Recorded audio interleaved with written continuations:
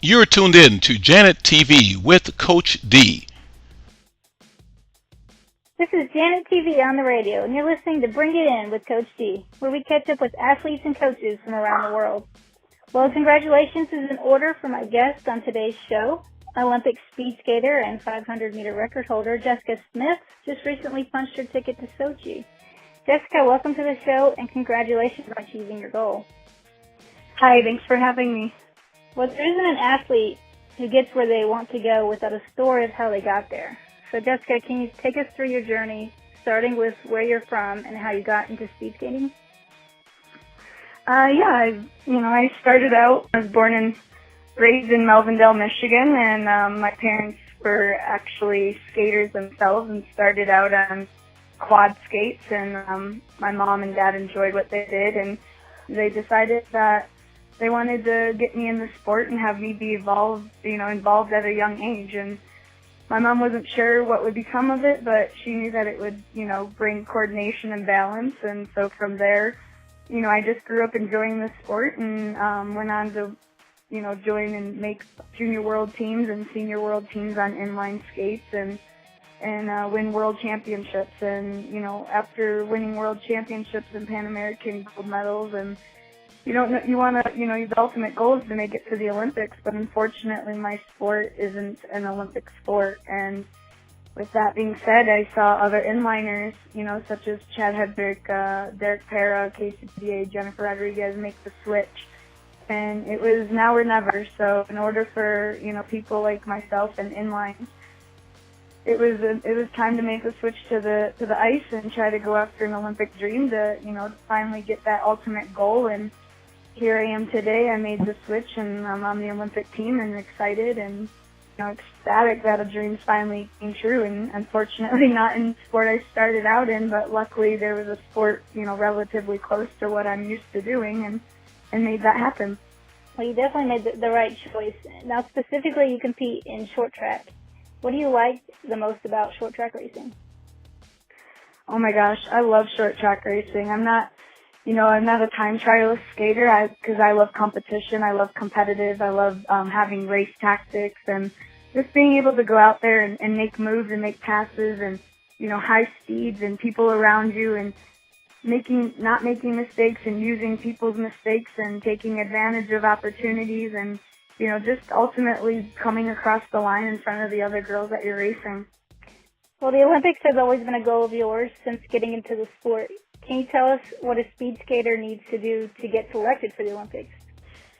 In order to be able to qualify for the Olympic trials, you have to have a certain time. I'm not exactly sure the time. It's around a 1:36, I believe, for the women.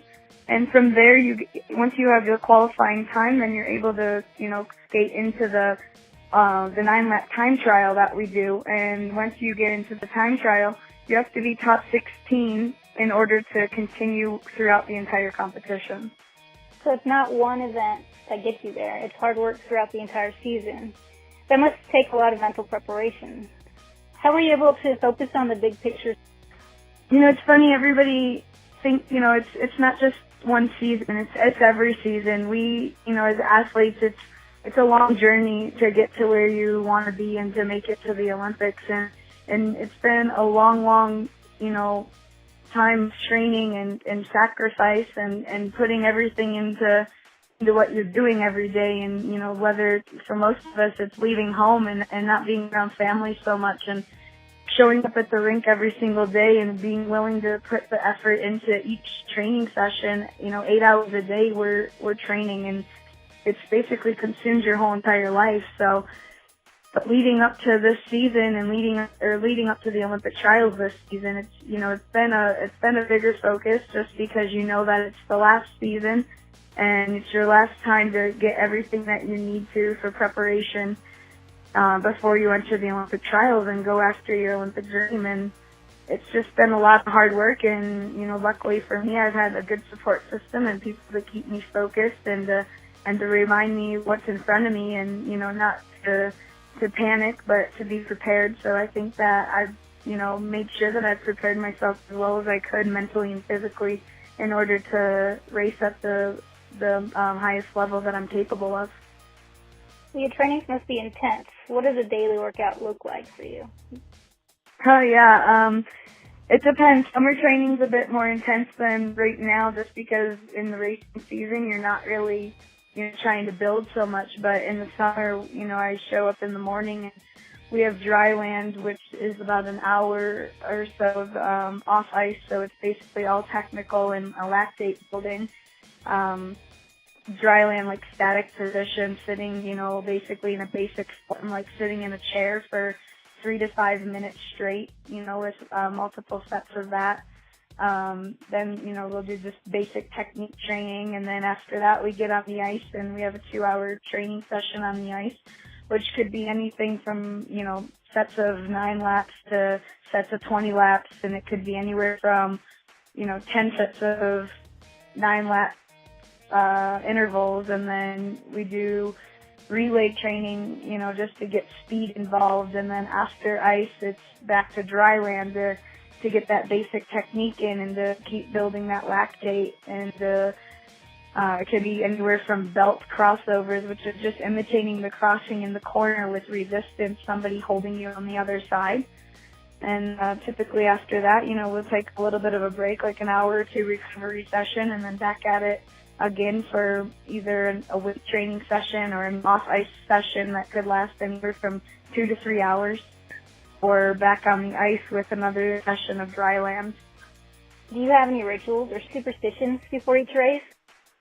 It's funny. I'm not too superstitious, but I am at the same time.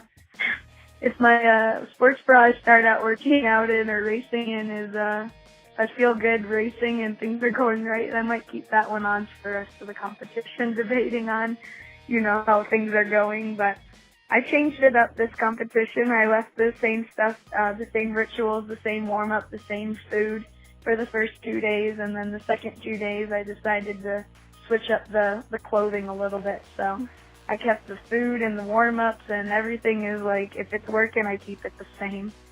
That makes sense. Well, an athlete can only go so far without help from their coach. How much of an impact has your coach been? My coach has been a big influence on me and on my racing and my skating and where I'm at today. Technically and physically, I feel like without him I wouldn't be where I'm at today, and I'm thankful to have somebody like him that's, as dedicated to the sport and to the athlete as the athlete has to be dedicated to the sport.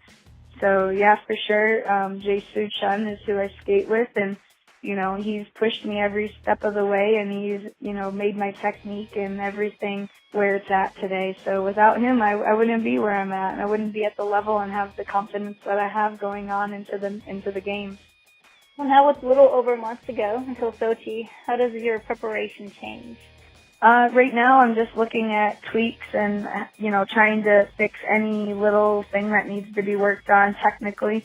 The strength and everything, I want to do a little bit more high volume training because we do have a little bit of time to be able to get some more work put in.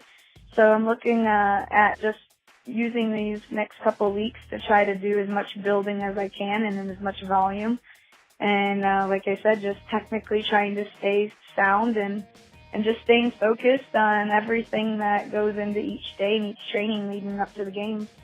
Is there a specific country that you think will be your toughest competition? It's crazy. Every country I feel like right now has improved so much that it's not just any one country anymore. It's, it's Korea, it's Canada, it's China.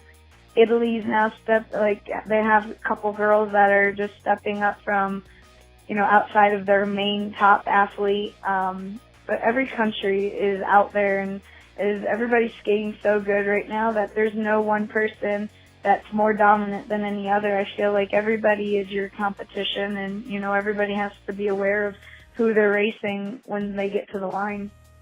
Well, I can only imagine how exciting it's going to be going to Sochi. What things are you most excited about seeing or doing while there? Yeah, it's crazy. It hasn't even hit me yet that I'm an Olympian or on the Olympic team, and I don't know if it'll hit me until we start getting the apparel that we get to, get. That's exciting. I can't wait to go there with all the other athletes, and I think the biggest thing I'm most excited about is, walking out for opening ceremonies and being amongst all the top athletes in the world and all the top athletes from the U.S. and coming together, as one unit to represent the United States. And I think once we get to that point, I'm sure that it's going to hit me right then and there, and I'm just excited to go out and walk during opening ceremony. Well, we like to let our fans know how they can follow our guests on social media. So can you tell your fans how they can follow you? Yeah, you can follow me on Twitter at @TheJessicaSmith. Also, I have a Facebook page or an athlete page, and that's jessicasmith.com/USA. I also have a website. It's called jessicasonice.com. Well, we wish you the best of luck as you get ready to compete in the 500-meter, 1,000, and 1,500-meter short track races. Jessica's races will be aired live on NBCSN, beginning with the 500-meter qualifying heats on February 10th at 5:30 a.m. Eastern, with the quarterfinal, semifinal, and a final being held on February 13th. 2 days later, Jessica will compete for the 1,500-meter short track gold medal starting at 5 a.m. Eastern. The women's 1,000 meters will begin on February 18th with the qualifying heats, followed by the quarterfinal, semifinal, and the final being held on February 21st. Jessica, we know you will represent the USA well, so good luck to you. Thank you so much.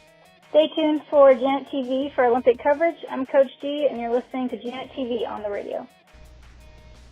You've been tuned in to Janet TV on the radio with Coach D.